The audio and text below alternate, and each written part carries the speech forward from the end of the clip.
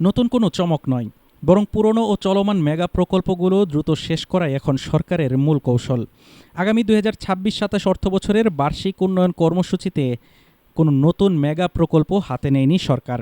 পরিবহন, যোগাযোগ, বিদ্যুৎ ও জ্বালানি খাতের ১৫টি বৃহৎ প্রকল্পের জন্যই বরাদ্দ রাখা হয়েছে মোট ৫৩,৬২২ কোটি টাকা, যা পুরো এডিপির প্রায় ১৮%। বরাদ্দের দিক থেকে বরাবরের মতোই শীর্ষে রাশিয়ার সহায়তায় নির্মিত রূপপুর পারমাণবিক বিদ্যুৎ কেন্দ্র। আগামী অর্থবছরে এই প্রকল্পে সর্বোচ্চ ১৫,৪৯৯ কোটি টাকা বরাদ্দ দেওয়া হয়েছে। ২০২৮ সালের জুনের মধ্যে ১,৩৮,৬৮৬ কোটি টাকার এই প্রকল্পের কাজ পুরোপুরি শেষ করতে চায় সরকার। এডিপিতে দ্বিতীয় সর্বোচ্চ অর্থাৎ ৭,৩৫০ কোটি টাকা বরাদ্দ পেয়েছে দেশের প্রথম পাতাল রেল প্রকল্প এমআরটি লাইন ১। জাইকার অর্থায়নে ৫৩,৯৭৭ কোটি টাকার এই মেগা প্রকল্পের ডিপোর ভূমি উন্নয়ন কাজ ইতিমধ্যেই শেষ।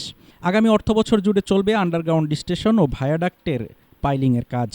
আগামী ৩১ ডিসেম্বরের মধ্যে কাজ শেষ করার লক্ষ্য নিয়ে তৃতীয় সর্বোচ্চ ৪,৮৩৯ কোটি টাকা বরাদ্দ পেয়েছে মাতারবাড়ি বন্দর উন্নয়ন প্রকল্প। চলতি অর্থবছরের তুলনায় এই বরাদ্দ প্রায় ৪ গুণ বেশি। দ্রুততম সময়ে এই বন্দর থেকে অর্থনৈতিক সেবা নিশ্চিত করতে চায় সরকার। পিছিয়ে নেই রাজধানীর অন্য মেট্রো রেলগুলোও। হেমায়তপুর থেকে ভাটারা রুটের এমআরটি লাইন ৫ উত্তর প্রকল্পের বরাদ্দ ৫ গুণ বাড়িয়ে করা হয়েছে ৩,৯১০ কোটি টাকা। অন্যদিকে উত্তরা থেকে মতিঝিল হয়ে কমলাপুর পর্যন্ত বর্ধিত অংশের কাজের জন্য এমআরটি লাইন ৬ প্রকল্পে বরাদ্দ দেওয়া হয়েছে ১,৯০০ কোটি টাকা।